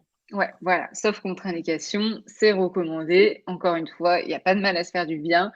Si la maman, ça lui fait du bien, elle est détendue après, je pense que pour le bébé aussi, c'est la même chose, quoi. Très bien. Et alors là, une autre question, que j'ai trouvée assez dure, mais qui doit du coup, être, bah, vécue par certaines. Vrai ou faux, une fois qu'on devient mère, on perd sa féminité?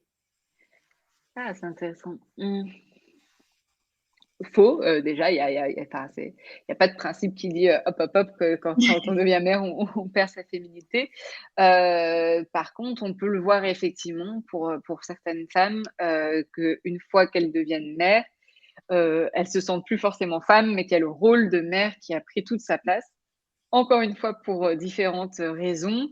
Il peut y avoir une des raisons, c'est aussi comment je me sens dans ma sexualité. Si par exemple aussi là, c'est mon hypothèse, mais si je me sentais pas forcément très à l'aise avec ma sexualité avant, maintenant que je suis maman, je me le sens peut-être encore moins parce que j'arrive pas à jongler avec cette casquette mère et femme sexuelle. Je n'arrive pas en fait à accrocher les deux Ouais. et d'où cette difficulté aussi des fois par rapport à ça. Là, quand on parlait de féminité, j'imagine que c'est ça. Après, ça peut être peut-être autre chose. Ça peut être aussi son rapport au corps parce que Oui, donc dans le sens se sentir sexy aussi, s'habiller d'une manière, alors là, je sais pas s'il y a des efféminités, mais s'habiller d'une manière, plus féminine ou j'en sais rien. Ce sentir qui bien en fait, tout Mais c'est ça, simplement. ouais. C'est vrai qu'effectivement, après une grossesse, après un accouchement, bah, il y a des grands chamboulements, déjà hormonaux, mais aussi de manière physique. Il faut se réapproprier, il faut se reconnecter à ce nouveau corps, qui est différent, pas moins bien, mais qui est différent et c'est un peu, bah, comme à l'adolescence en fait, bah, il y a ce corps qui change soudainement et donc les premières années de l'adolescence, on n'est pas forcément à l'aise avec, ce corps-là et Mmh. puis après normalement, on le devient ou avec un travail, on le devient et c'est un petit peu la même chose aussi, en postpartum. C'est qu'en fait, ce corps est un peu étranger, on est un peu, voilà, qu'est-ce qui se passe et cetera et ça demande des fois du temps pour être à l'aise avec ça et pour vivre, comme on a envie en se sentant bien dans son corps. Donc ça peut arriver effectivement pour certaines femmes, mais c'est pas une généralité. Puis il faut être patient aussi parce que notre corps, il a beaucoup vécu de choses, en l'espace, bah, de 9 mois et que du coup, il faut aussi le temps qu'il se reconstruise. Il faut aussi, Ouais. j'imagine, se faire aider de professionnels, donc les sages-femmes, les kinés, ce genre de De se faire choses en fait. chouchouter quoi aussi. Ouais, Ouais. de se faire chouchouter parce que souvent, bah, aussi il y a d'autres priorités au début. Il y a le bébé, il y a le nourrisson, ce qui est tout à fait, OK. Mais, après c'est bien aussi de vous mettre en priorité aussi et ça peut souvent être, mis de côté ou oublié. Mmh mh. Pareil pour différentes raisons, parce que des fois il y a pas le temps ou l'organisation familiale aussi, la charge mentale Mmh. qui empêche aussi, de le faire, de prendre du temps pour soi. Oui, Heu, alors qu'en fait, on voit que c'est, le meilleur traitement, c'est de prendre du temps pour soi. mais c'est bien de le rappeler. Je pense qu'on a terminé sur cette catégorie-là, liée, à la grossesse et au postpartum. OK. Donc là, c'est le meilleur pour la fin. On va passer à la catégorie, plaisir. Et donc premier vrai ou faux, Camille, Heu, Vrai ou faux, chaque femme est différente dans son approche du plaisir. Vrai, voilà. Non, non, vrai, vrai, vrai, chaque personne du coup va déjà avoir une manière d'être excitée différemment. Va avoir une manière de ressentir du plaisir aussi qui peut être très différente d'une femme à une autre, d'un jour à un autre, d'un Oui, moment de son cycle à un autre, et la perception qu'elle va avoir de son plaisir est très subjectif, en fait. 2 femmes peuvent avoir, exactement la même expérience, on va dire, mais le ressenti va être différent. mmh. Donc, c'est vraiment, très subjectif, et c'est pour ça aussi dans la définition de l'orgasme, pour moi, c'est vraiment quelque chose de très subjectif. C'est, voilà, le ressenti qu'on a vis-à-vis de son plaisir. Ouais et du coup, il est propre à chacune et à Il est chacun. propre à chacune, et donc il y a pas une seule définition, de l'orgasme, quoi. OK. Ensuite, vrai ou faux, il faut guider son partenaire pour éprouver du plaisir? Vrai et faux. Pourquoi? Parce que dans certaines situations, en fait, on peut très bien y arriver sans avoir à guider, son partenaire. On peut très bien ressentir du plaisir, donc c'est pour Mmh. ça que là, je dis plutôt, faux. Et en même temps, pour certaines personnes, c'est vrai parce que, des fois, elles se disent: «Bah, en fait, j'aimerais bien être, caressée de cette manière-là, ou en tout cas changer de position, ou ci ou ça». Mais effectivement, il va falloir communiquer avec son partenaire, voire des fois le guider, voire même, en fait, encourager à le guider aussi au début, parce que des fois, on peut dire quelque chose et puis, l'autre personne ne le comprend pas de la même manière. Donc pour certaines personnes, ça va être important aussi de le communiquer, de guider le partenaire, et ça serait dommage, de s'en empêcher, vu que ça peut nous aider à ressentir, plus de plaisir.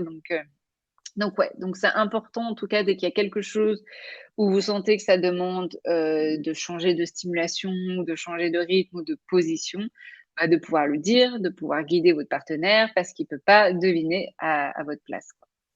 Et puis même, c'est important aussi de se connaître soi-même, en fait, pour pouvoir guider, la personne, de savoir, exprimer ce qu'on ressent, ce qu'on a envie, ce qui nous plaît et Ouais. du coup, il y a aussi, tout ce travail d'introspection, personnelle, quoi. Ouais, pour moi, du coup, tu vois, là, j'en ai même pas parlé, parce que pour moi, dans cette question, elle sous-entend Oui. déjà que la personne sait ce qu'elle a envie, Mmh. parce qu'effectivement, sinon, on peut pas guider, Oui. le partenaire ou la partenaire. Donc effectivement, si par exemple, là, vous dites, quand vous entendez ça, vous dites: «Oui, OK, mais enfin, je sais pas quoi dire à Mmh. mon ma partenaire». OK, donc du coup, on revient à l'étape d'avant, qui est, en fait, on va venir explorer déjà ce qui peut vous plaire. Mmh, Ouais et c'est important. très Très bien et alors justement, vrai ou faux, il est possible de ne jamais avoir d'orgasme? faux. Pour moi, encore une fois, je pense que chaque personne a la capacité de ressentir des sensations plaisantes, Mmh mh. et pour moi, qui dit sensations plaisantes dit déjà des états, des sensations orgasmiques. Donc tout le monde peut en ressentir. Mmh. Après, c'est comment et de quelle manière, et donc ça, des fois, effectivement, ça demande, un accompagnement personnalisé pour venir explorer ça. Mais en soi, même des personnes, hein, on peut dire, même des personnes qui sont, tétraplégiques ou paraplégiques, on peut se dire, mais en fait, par exemple, ces personnes-là n'ont pas d'orgasme. C'est faux, elles ont aussi, des sensations orgasmiques. Donc pour moi, vraiment, tout le monde peut, à partir du moment où on a un corps et où on a des sensations, oui, en termes on a une sensibilité, c'est-à-dire qu'on peut sentir des choses, alors oui, on peut avoir, des orgasmes, ouais. Donc le temps, l'exploration, sont les clés puisque si on en a pas ressenti à ce jour, c'est qu'il faut explorer d'autres pistes, quoi. Soit explorer d'autres pistes, soit continuer, approfondir dans la répétition aussi. Parce que des fois, ce que je dis souvent en consultation, c'est que, les personnes vont en fait le faire une fois, 2 fois, 3 fois, puis arrêter en se disant qu'elles n'ont rien ressenti. Ouais. Alors qu'en fait, c'est en le faisant une dizaine de fois, au moins, voire plus, qu'en fait, on va commencer à développer, voilà, les capteurs sensoriels, ils ont besoin aussi, des fois, de temps par rapport à ça. Donc voilà, se laisser le temps. Ce qui est contre-productif, c'est effectivement la pression aussi, de se mettre une pression. Donc Mmh des mh. fois, on a beau se laisser du temps, mais si on se met une pression, si on se dit: «Non mais là, là, c'est maintenant, là, c'est Ouais. maintenant qu'il faut que je ressente des choses, c'est pas normal, allez, je le fais, hop, hop, hop, faut que ça soit rapide. Ah non, mais là, je prends trop de temps», ce qui revient souvent. Et là, effectivement, il y a pas le bon contexte pour permettre de ressentir des choses. Ouais, Donc c'est il faut super. aussi, s'accorder ce temps-là, s'accorder cette bienveillance-là pour pouvoir, ressentir des choses, que ce soit dans les meilleures conditions possibles. Faut qu'il y ait un lâcher prise, en fait, Ouais, pour pouvoir être à l'écoute totalement de ce qui se passe, quoi. très bien. Et alors un petit conseil, est-ce que par exemple, j'en sais rien, éteindre la lumière, mettre de la musique, ce genre de choses, ça peut être des conseils pour justement, avoir un lâcher prise sur, la situation? Ça peut, pour, certaines personnes, c'est ce qu'on essaye de voir justement en consultation, de voir peut être le cadre qui permette ça justement, ce Mmh. lâcher prise. Donc pour certaines personnes, effectivement, c'est des fois d'avoir la porte fermée à clé. Ça me rassure parce que je sais que personne, même si on sait qu'il y a personne à la maison, mais je sais que Oui, oui. voilà, au moins je suis rassurée. Certaines personnes, ça va être, je ferme, la fenêtre et je ferme les rideaux comme ça personne m'entend, personne me voit et ça me Mmh mh. rassure. Mettre de la musique parce que ça me met dans un certain mood ou parce que comme ça, au moins les enfants n'entendent pas et cetera. D'avoir des draps ou de mettre laver ou voilà, il y a des fois certaines, conditions, éléments qui facilitent et donc ça peut être, ouais, des éléments, qui facilitent. Encore une fois, voilà, ça sera à questionner, dépendamment de la personne, ouais. Ouais, oui, chacun, doit trouver ses petits, éléments personnels, quoi. Ouais et donc ça demande, comme tu disais, cette introspection, de prendre Mmh. le temps de se poser pour, réfléchir à: «Tiens, moi, de quoi j'ai besoin? Qu'est-ce qui pourrait, m'aider?» pour justement être plus dans l'expérience, dans le moment présent, quoi. D'accord, très bien. J'enchaîne, vrai ou faux? Les seins ne sont pas toujours, en tout cas, une zone érogène selon les femmes et notamment, après accouchement, allaitement ou même, réduction mammaire. Vrai, c'est pas forcément le cas pour tout le monde. Ça dépend aussi, l'exploration qu'on en fait, l'intérêt qu'on en a, par rapport à la poitrine, par rapport au sein. Il y a une étude de 2020 qui faisait justement qui parlait du complexe mamelon-aréole, donc venir stimuler effectivement cette zone-là. Alors dans cette étude-là, il montrait par contre qu'il y avait au moins 80 plus de 80 des femmes qui, pour elles, cette zone-là était vraiment érogène. Mmh mh. Donc on dit pas 100. Donc ça Ouais. veut bien dire qu'il y a au moins 20 enfin 20 des femmes pour qui ça ne l'est pas du tout. Mmh mh. Mais ça se trouve, il y en a beaucoup plus que ça et par contre, dans cette étude, ce qui était intéressant, c'était que quand, en tout cas les personnes étaient réceptives par rapport à ça, quand on stimule les mamelons, les zones cérébrales qui sont activées quand on stimule les mamelons sont les mêmes zones cérébrales qui sont, activées quand on touche le clitoris, OK. quand on touche le vagin et cetera. Donc en fait, ça veut dire que quand on vient caresser, stimuler de différentes manières les mamelons, ça va activer les mêmes zones cérébrales et donc on va presque avoir l'impression qu'on nous touche aussi le clitoris alors qu'on nous touche les seins et donc ça va faire cette sensation, enfin ce combo un petit peu, plaisant que certaines, femmes peuvent décrire.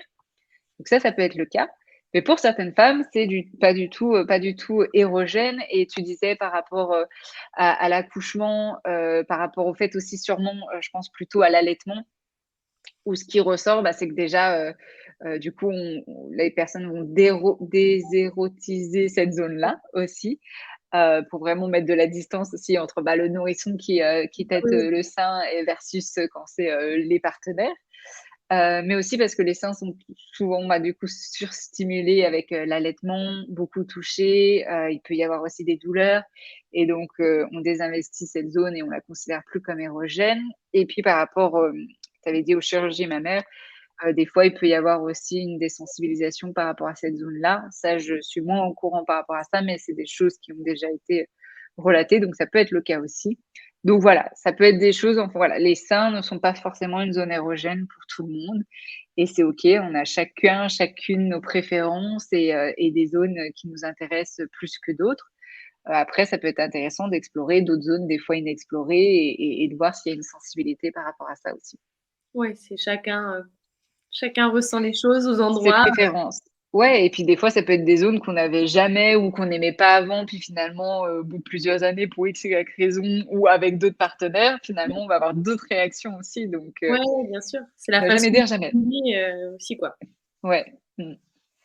Ouais, Très bien et bah, très intéressant, j'ai appris plein de choses. tout à fait. Alors une question qui rejoint un petit peu la première partie de ce webinaire où on parlait des facteurs qui influençaient sur la libido, pardon, notamment vrai ou faux, si je suis stressée, je n'arriverai pas à jouir.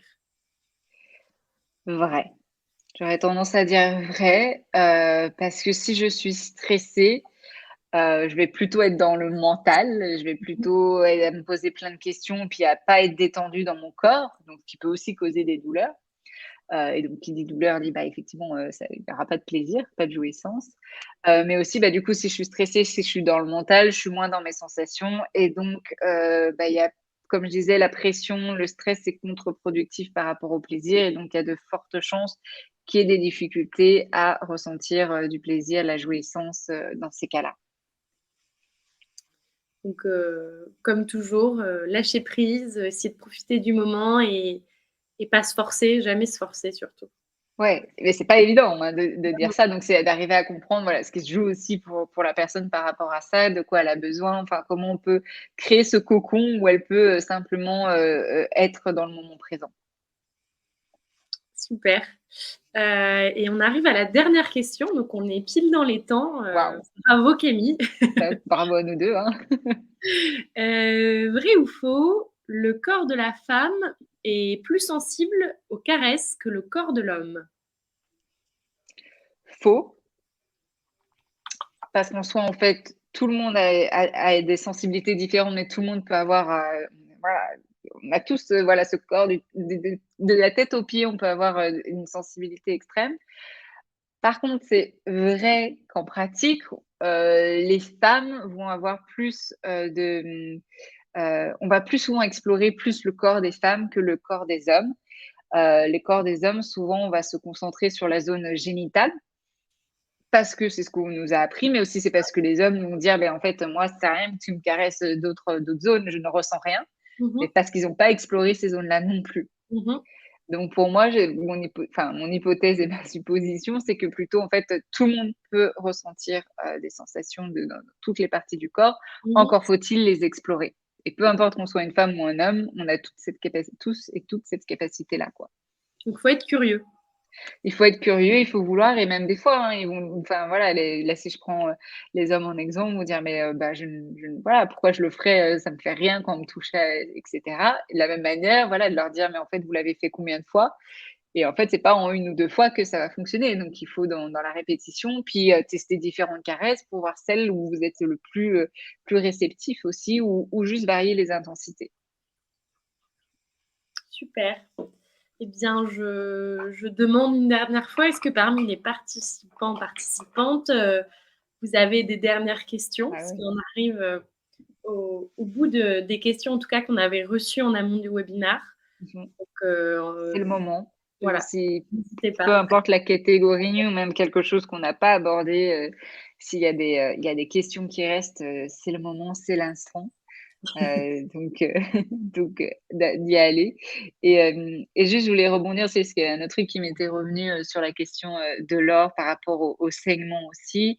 Donc de voir effectivement en rapport au cycle menstruel et de voir aussi si par exemple des fois certaines positions ou le fait qu'à un moment peut-être ça allait un peu trop fort ou un peu trop loin a peut-être eu aussi, il peut y avoir des petits segments à explorer aussi.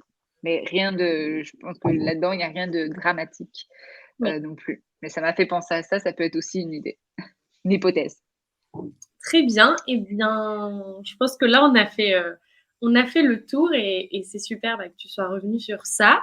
Je tiens à te remercier Camille pour, toutes tes réponses, hyper claires et qui m'ont appris énormément de choses et aux participantes aussi.